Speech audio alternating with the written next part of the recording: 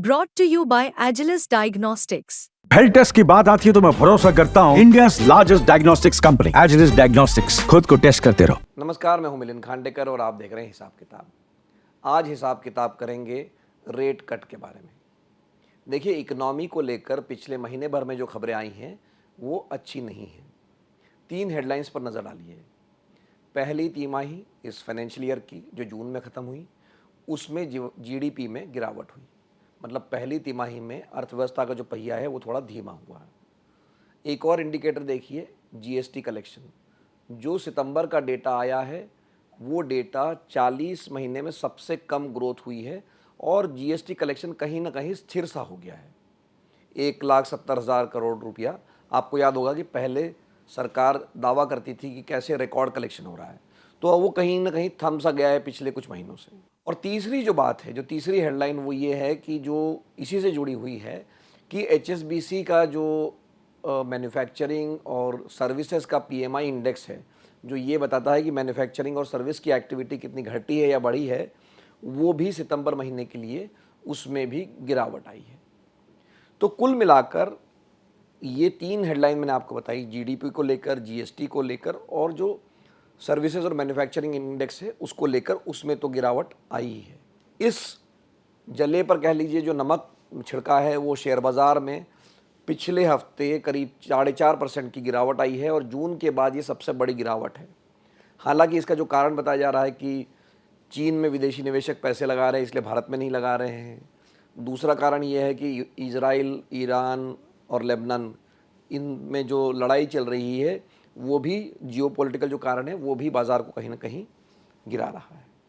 लेकिन इस सब के बीच जो बाज़ार की नज़र है, लोगों की नज़र है, वो है रिज़र्व बैंक पर। रिज़र्व बैंक कल से यानी सोमवार से अपनी मॉनेटरी पॉलिसी कमेटी की बैठक करेगा और ये कमेटी तय करेगी कि ब्याज दरों का क्या करना है, क्या उनको घटाना है या जहां बने हुए जस के तस वहां रखना है। तो रिज़र्व बैंक के गवर्नर बाज़ार को, देश को प्रेस कॉन्फ्रेंस करके बुधवार को बताएंगे कि उनका फैसला क्या हुआ। लेकिन ये जो इंटरेस्ट रेट है या रेट कट की बात क्यों हो रही है, उसके लिए हमें ज़रा पीछे चलना पड़ेगा। तो ये हम हिसाब किताब में पहले भी चर्चा कर चुके हैं कि कोरोना वायरस के बाद में जब इकनॉमी मंदी में चली गई थी तो पहले रेट कट किया गया, ब्याज दरें कम की गई ताकि लोगों के हाथ में ज़्यादा पैसा आए और वो खर्च करे और इकनॉमी को तेज़ी आए।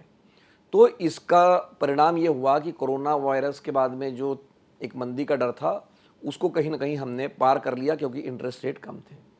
पर इसका एक उल्टा परिणाम ये हुआ कि ब्याज दरें कम होने का, कि महंगाई बढ़ गई क्योंकि लोगों के हाथ में पैसे आ गए थे। तो वो महंगाई को कम करने के लिए 2022 से रिज़र्व बैंक नहीं पूरे दुनिया के जो रिज़र्व बैंक होते हैं या जो रेगुलेटर होते हैं, उन्होंने ब्याज दरों को ऊपर ले जाना शुरू किया ताकि महंगाई नीचे आए। उस समय 6% तक महंगाई चली गई थी, बल्कि उसके पार भी चली गई थी। तो रिज़र्व बैंक को जो मैंडेट मिला हुआ है केंद्र सरकार की तरफ से, 2 चीज़ों के लिए मिला हुआ है। एक कि ग्रोथ हो, इकोनॉमी में जो है ग्रोथ बनी रहे, और दूसरा महंगाई भी काबू में रहे। तो महंगाई के लिए जो टारगेट दिया गया है वो 4% का है कि वो 2% कम हो सकती है, 2% ज़्यादा हो सकती है, लेकिन वो 2% से नीचे भी नहीं जा सकती और 6 से बाहर भी नहीं जा सकती है। तो रिज़र्व बैंक ने बड़ी मुश्किल से पिछले 2-3 महीनों में इसको 4% के आसपास काबू में कर लिया है। यानी एक तरह से हम कह सकते हैं कि महंगाई कुछ हद तक काबू में आ गई है।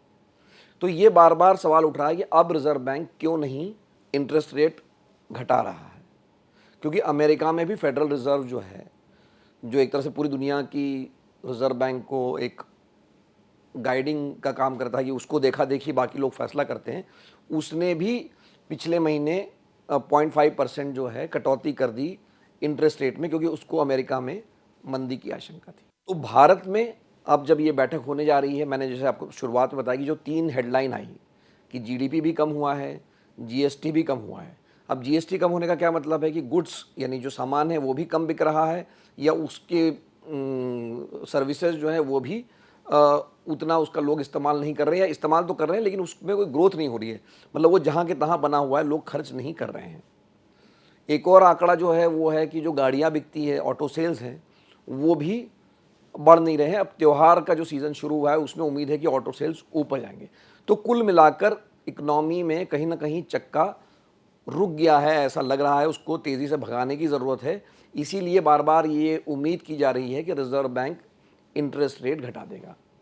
लेकिन जो एनालिस्ट लोग हैं, जो रिज़र्व बैंक के काम का नज़र रखते हैं, उनका कहना यह है कि इस बार की जो बैठक है उसमें रेट कट नहीं होगा। ज़्यादातर जो एनालिस्ट है, ज़्यादातर जो रिसर्च करने वाले बैंक है, फर्म्स हैं, उनका कहना है कि जो इंटरेस्ट रेट की कटौती रिज़र्व बैंक दिसंबर में करेगा। लेकिन सवाल ये है कि दिसंबर में करने में कहीं देर तो नहीं हो जाएगी, क्योंकि अगर जब ब्याज दरें कम होंगी तभी लोगों को सस्ता कर्ज मिलेगा, वो गाड़ियाँ खरीद सकते हैं, वो मकान खरीद सकते हैं, खपत बढ़ सकती है। इसलिए बहुत ज़रूरी है कि इंटरेस्ट रेट को नीचे लाया जाए, क्योंकि कहीं ना कहीं अर्थव्यवस्था के धीमे होने की खबरें अब आने लगी हैं। एक और चीज़ होती है कि जो लोग हैं वो सस्ता कर्ज मिलने से खर्च करते हैं, और जो कंपनियां हैं उनको भी जब कर्ज सस्ता मिलता है तो वो भी नए नए प्रोजेक्ट लगाने की सोचती है, क्योंकि उनको भी लगता है कि बाज़ार में खपत बढ़ेगी तो हम लोग कोई नया प्रोजेक्ट लगाएंगे तो उससे नई नौकरियां आएंगी, लोगों की भी आमदनी बढ़ती है। तो इस दुष्चक्र जो में हम फंसे हुए हैं इस समय, उससे अगर निकलना है तो कहीं ना कहीं इंटरेस्ट रेट कम करने की ज़रूरत है। अब सिर्फ सवाल इतना है कि वो इस बार की बैठक में होगा या अगली बार की बैठक में। लेकिन बाज़ार को भी उम्मीद है, सबको ये लगता है कि अगर रिज़र्व बैंक एक बोल्ड फैसला लेता है और इस बार थोड़ा भी इंटरेस्ट रेट कम करता है तो ये इकनॉमी को एक तरह से बूस्ट देगा, उसको त्योहारों से पहले तेज़ी लाने में मदद करेगा। तो मेरी राय तो यही है कि रिज़र्व बैंक को अब देरी नहीं करनी चाहिए, रिज़र्व बैंक को अब जल्दी से जल्दी रेट कट कर देना चाहिए। लेकिन रिज़र्व बैंक का फ़ैसला क्या है ये हमें बुधवार को ही पता चलेगा। हिसाब किताब देखने के लिए आपका बहुत बहुत धन्यवाद। अगर आपके कोई सवाल है तो उसका जवाब मैं हमेशा कमेंट बॉक्स में देता हूँ। आप कमेंट बॉक्स में अपना सवाल डालिए, उसका जवाब देंगे। ये वीडियो अगर आपको पसंद आया तो इसको लाइक कीजिए, शेयर कीजिए। एक बार फिर से हिसाब किताब देखने के लिए आपका बहुत बहुत धन्यवाद। बिस्तक आपके लिए लाया है प्रीमियम मेंबरशिप प्रोग्राम, जहां आपको मिलेंगे कई सारे फायदे, जिनमें मार्केट न्यूज़लेटर, लाइव चैट पर आपके सवालों के सबसे पहले जवाब, मार्केट आउटलुक, वीकेंड पर मार्केट स्कैन, एंकर्स के साथ चैट और भी बहुत कुछ। इस प्रीमियम सब्सक्रिप्शन में 3 तरह के प्लान्स हैं, सिल्वर, गोल्ड और प्लैटिनम, जिनकी शुरुआत मात्र 159 रुपए महीने से होती है। इससे जुड़ना भी बेहद आसान है। बिस्तक के YouTube चैनल पर जाएं, ज्वाइन बटन पर क्लिक करें और अपना प्लान सिलेक्ट करें। बस बन गए आप हमारे प्रीमियम मेंबर।